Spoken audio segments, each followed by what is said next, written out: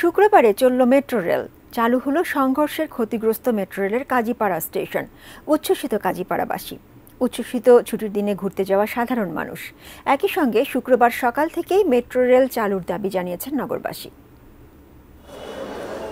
যাত্রীদের এই অপেক্ষা প্রথমবারের মতো শুক্রবার চালু হতে যাওয়া মেট্রো রেলের জন্য। 2022 সালের ডিসেম্বরে চালু হওয়ার পর থেকেই শুক্রবার মেট্রো রেল চালুর দাবি জানিয়ে আসছিলেন যানজটে অতিষ্ঠ ঢাকাবাসী।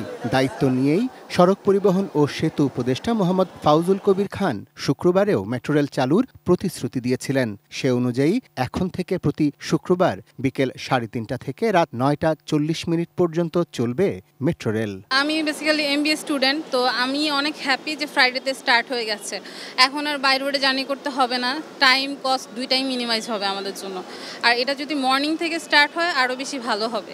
আমাদের দাবি আছে সারাদিন যদি শুক্রবার চলে আমাদের জন্য সুবিধা। চলে সবাই বাইতুল মুকাররমে নামাজ পড়তে যাইতে পারে, শুক্রবারে আবার আসতে পারে, এই জন্য অনেক মানুষই যাতায়াত করবে। 250-টিরও বেশি ডিজাইন অপশন নিয়ে ওয়ালটন স্মার্ট ফ্রিজ, বোঝে আপনার প্রয়োজন।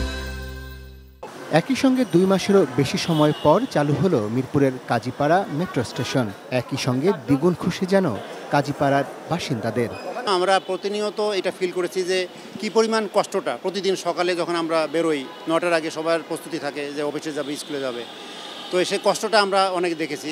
আর এটা সবচেয়ে বেশি কষ্ট লেগেছিল যখন এটা শুনতে পেরেছিলাম যে 1 বছর সময় লাগবে। সবাইকে আমি অনুরোধ করব যেন আমাদের দেশীয় সম্পদ যেন নষ্ট না করে। যা হয়ে গেছে সেটা তো না ফিরে পাবো না। আমাদের সবসময় ভবিষ্যতে যেন আমাদের সম্পদগুলো যেন সঠিকভাবে আমরা মেনটেন করতে পারি।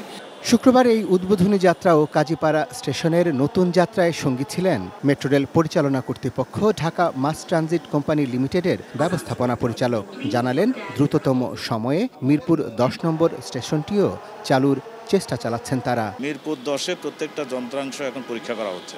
সেখানে কারিগরি লোক, আমাদের কন্ট্রাক্টর, আমাদের কনসালটেন্ট, সব পক্ষের লোকজন আছেন। ওনারা আইটেম ওয়াইজ জিনিসগুলো কাজ করছেন। এটা আরও 7-8 দিন সময় লাগবে।